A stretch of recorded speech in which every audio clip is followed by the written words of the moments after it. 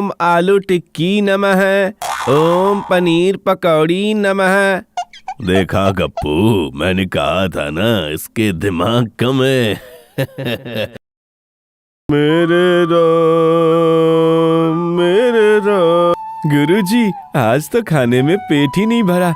लग रहा है आज कुछ खाया ही नहीं, और प्रसाद भी कम मिला। मेरे पेट में तो चूहे दौड़ रहे हैं। फिर चालू हो गया तू, हर तीसरे कदम पर पेट पेट। पूजा से लौट रहे हैं, थोड़ा चैन रख ले। पर गुरुजी, एक केला 2 बताशे, इससे किसका पेट भरता है? मेरा तो उल्टा और खाली हो गया। हे महादेव, इसे समझाओ, अढ़ैया वो खाना नहीं है, प्रसाद है। गुरुजी, मेरे पेट को कैसे समझाऊं? वो प्रसाद था, उसे तो बस भूख समझ आती है। अरे, तुझे कौन पूजा में बुलाएगा? पिछली बार हरबस के यहाँ ओम नमः शिवाय की जगह ओम नमः समोसाए बोल रहा था, और खीर आधा भगोना पहले ही पी गया था तू। गलती से मुंह बिगड़ गया था गुरुजी, और खीर सच में बहुत मजेदार थी। बस यही बीमारी है तुझ में, खाना तो तेज सीख गया, मंत्र अभी तक नहीं सीख पाया। गुरुजी और अढ़ैया चलते चलते गांव के बाजार में पहुंच जाते हैं, जहां लाला हरबंस की दुकान में नए बही खाते खुलने थे। गुरुजी, लाला हरबंस दिख गए। सुना है आज नए वही खाते खुलने हैं इनके। वहां मत जा, ये इतना कंजूस है कि अगर भूख से मर भी जाए ना तो भी कोई पकौड़ा नहीं तलेगा। पर लड्डू तो देगा ना, बासी ही सही। दोनों लाला की दुकान की तरफ बढ़ जाते हैं। प्रणाम लाला जी। अरे गुरुजी, अढ़ैया आइए आइए, बड़े दिन बाद दर्शन दिए। सुना है लाला आज नए खाते खुलने हैं। हाँ हाँ गुरुजी, थोड़ा पाठ करवा लूं, बस पंडित लोग आजकल बहुत महंगे हो गए हैं। लाला जी, आप चिंता ना करें, हमारे गुरुजी सबसे सस्ते, अरे नहीं, सबसे सीधे साधे हैं। मैं तो बस मदद करने के लिए आता हूँ सेवा में। सेवा? मुझे तो लगता है ये सेवा से ज्यादा सेवादार चीजें खा जाता है। लाला जी, बात करने का भी तरीका होता है। ये लो गुरुजी, पूरी एक अठन्नी, शुभ काम में देर नहीं। अढ़ैया की आंखें वही जम जाती है। अठन्नी? हे भगवान, ये तो केले से भी कम निकला। चुप, चलो, किस्मत में ये भी नहीं लिखा था शायद। गुरुजी, ये आदमी दक्षिणा नहीं अपमान देता है, और ऊपर से खाना भी नहीं। चलो अढ़ैया, जिस दिन तू मंत्र सीखेगा उस दिन शायद खाना भी खुद चल कर आएगा। अढ़ैया धीमे से बड़बड़ाता है और दोनों बाजार निकल जाते हैं। एक दिन लाला हरबंस के घर उसके पिताजी का श्राद्ध होने वाला था। लाला और उसका नौकर गप्पू दोनों तैयारियों में लगे हुए थे। गप्पू, श्राद्ध का भोज है, कोई कमी नहीं रहनी चाहिए। सब पकवान बनेंगे, पर याद रखना कोई आदमी 2 बार से ज्यादा पूरी नहीं लेगा, समझा? हाँ लाला जी, पर इतने पकवान बनेंगे, खीर पूरी सब्जी रायता, सोचते ही मजा आ गया। खाने की बातें मत कर, खर्चा सिर पर चढ़ा हुआ है, इसलिए बाकी पंडितों को नहीं बुला रहा हूँ। सब सोने की अंगूठी मांगते हैं दक्षिणा में। तो फिर किसे बुलाओगे लाला जी? अपने अढ़ैया पंडित को। थोड़ा ढीला है दिमाग से, 2 रुपए पकड़ा दूंगा, खुश हो जाएगा, और खाता भी कम है। कम? पिछली बार तो उसने अकेले 10 लोगों का खाना साफ कर दिया था। अरे वो उस दिन भूखा होगा, आज शायद पेट भरा होगा, कम खाएगा। चल, उसे न्योता दे आते हैं, खर्चा बचाने का यही रास्ता बचा है। लाला हरबंस और गप्पू दोनों ही अढ़ैया ब्राह्मण के घर की तरफ निकल पड़ते हैं। लाला जी, आप यहाँ कहिए कहिए, आज फिर अठन्नी की पूजा है क्या? अरे नहीं नहीं अढ़ैया जी, आज तो बड़ा दिन है, हमारे पिताजी का श्राद्ध भोज है, गांव भर के लिए दावत रखी है। दावत भोज? हाँ हाँ, खूब पकवान बन रहे हैं, खीर पूड़ी हलवा छोले पनीर सब कुछ, आपको जरूर आना है। भूखे और पेटू अढ़ैया की आंखें दावत का नाम सुनते ही चमक उठी और उसके मुंह से लार टपक रही थी। फिर होश में आकर उसने कहा, वाह लाला जी, ये हुई ना बात। हाँ अड़ैया जी हाँ, ठीक 12 बजे पहुंच जाना और दक्षिणा की चिंता मत करना। तुम्हारी श्रद्धा के अनुसार, मतलब हम तुम्हें खुश कर देंगे। खुश? मैं तो अभी से खुश हूँ लाला जी। खूब घी होगा, खूब पूड़ियाँ होंगी और दक्षिणा बस दक्षिणा तो मजे आ गए। अड़ैया उसकी बातों में आ गया, जिससे लाला हरबंस बहुत ज्यादा खुश हो गए। ठीक है, इंतजार रहेगा, जल्दी आना। लाला और गप्पू चले जाते हैं। अड़ैया की तो खुशी का मानो ठिकाना ही नहीं था। एक तो मुखिया पंडित के रूप में बुलाया गया था, इसकी खुशी और दावत की खुशी सो अलग। गुरुजी दावत, भरपेट दावत। आज तो मैं पेट भर के खाऊंगा, लाला जी ने खुद बुलाया है। हरबंस, उसने तुम्हें बुलाया?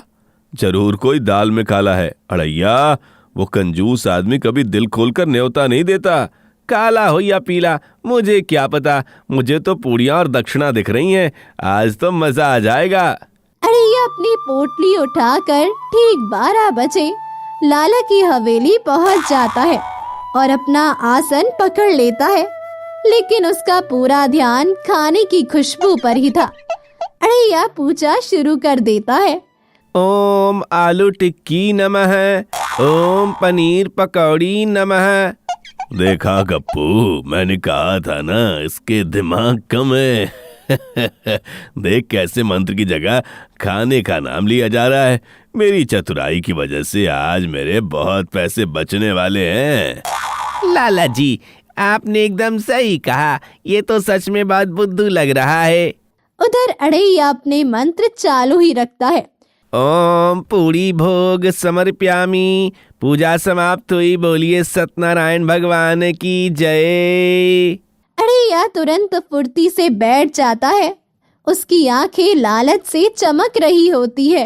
क्या बात है पंडित जी, आपने तो बहुत अच्छी पूजा करवाई। आप एक बहुत ज्ञानी पंडित हो। अब से हर पूजा मैं आपसे ही करवाऊंगा। चलिए, अब दक्षिणा का समय हो गया। हाँ लाला जी, आपकी श्रद्धा, जो ठीक लगे दे दीजिए। भैया, तुम मेरे खास पंडित हो। आज मैं तुम्हें बाकी लोगों की तरह 2-5 रुपए नहीं दूंगा।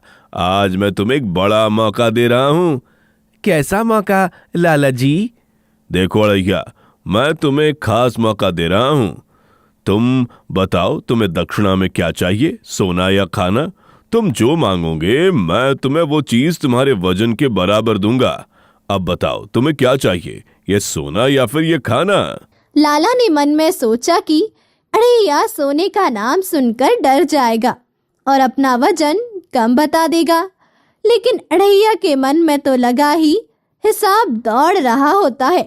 वो पहले सिक्के को देखता है, फिर खाने को और सोचता है। अरे वाह, आम पंडितों को कहाँ मिलता है इतना? 1 आध तोला, और मेरा तो वजन पूरे 120 किलो है। 120 किलो सोना, 7 पुश्तों में भी इतना नहीं देखा होगा किसी ने। ये लाला तो सच में बेवकूफ है। बोलो भी, बड़ा मौका है।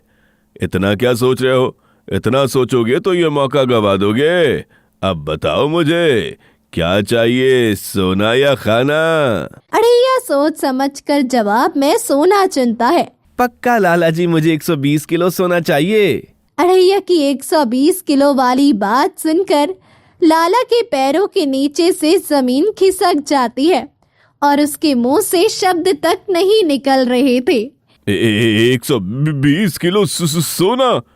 हाँ, आपने तो कहा था जितना किलो वजन होगा मेरा, आप मुझे उतना देंगे। हे भगवान, ये पेटू तो 120 किलो का निकला। अब मैं इतना सारा सोना कहाँ से लाऊंगा? आज तो ये मुझे लूट ही लेगा, पेटू कहीं का। लाला को एक तरकीब सूझती है और वो कहता है, 120 किलो सोना? तुम तो सच्चे वाले भोले हो। भोला क्यों? आपने खुद कहा था। मैंने जरूर कहा था, पर तुमने सोना नहीं खाना मांगा था। खुद बोला था मुझे सिर्फ पेट भर भोजन चाहिए। मैंने कब बोला? मैंने तो साफ साफ सोना कहा था। सुनो गांव वालों, आपने ये देखा, पंडित होते हुए भी झूठ बोल रहा है। अभी इसने कहा कि मुझे सोना नहीं चाहिए और वो भी सोना मांग रहा है। हे भगवान, भलाई का तो जमाना ही नहीं रहा। अब दिन दहाड़े एक पंडित झूठ भी बोलने लगे। अरे गप्पू तराजू ले आओ। लाला हरबंस की बात मानते हुए गप्पू हलवाई में से एक बड़ा सा तराजू उठाकर लाता है। अढ़ैया, अब इस पर बैठो तुम। अरे ये तो सब्जी वाला तराजू है लाला जी, इस पर मैं कैसे बैठ सकता हूँ? हाँ, इस पर चुपचाप बैठ जाओ। तुम्हारा वजन 120 किलो है ना, अब तराजू के दूसरे पड़ले पर 120 किलो खाना तोलेंगे। फिर गप्पू और लाला तराजू के दूसरे पलड़े पर पूरियां, सब्जी, हलवा, खीर सब रखने लगते हैं, जब तक वजन अढ़ैया के बराबर 120 किलो ना हो जाए। अरे इतना सारा खाना? हाँ, अब इसे खाओ, शर्त पूरी करनी है। लाला जी, ये कोई इंसान खा सकता है? अब तुमने इतना सारा खाना मंगा तो लिया, हाँ? अब अगर एक भी पूरी चोरी या थोड़ा भी खाना बर्बाद किया ना तो दक्षिणा नहीं मिलेगी ना खाना। अब चुपचाप सारा खाना खत्म करो। बोला अढ़ैया मजबूरी में पूरा खाना खाने लगता है।